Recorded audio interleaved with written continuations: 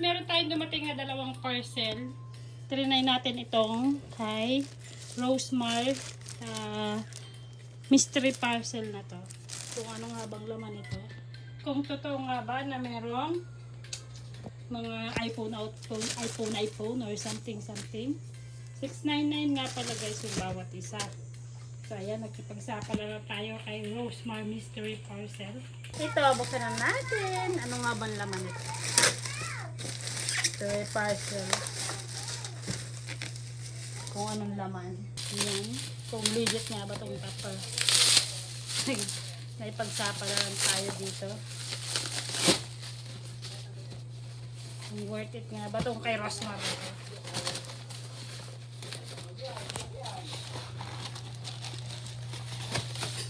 Walay. Sabon. Mas mura sabon. Ayun. Meron. Sorry. Better luck next time. But wait.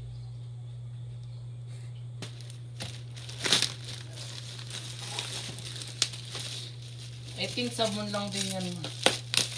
Meron yan. Sana. Papakitain mo dapat muna daw sila bago sila makapag-ano.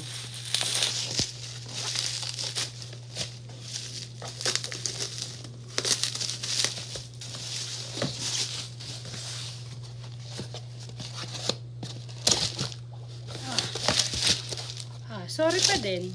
Wala lang. Sorry for today's video. Better luck next time. Ang kay Rosemar. Secret parcel ni Rosemar na secret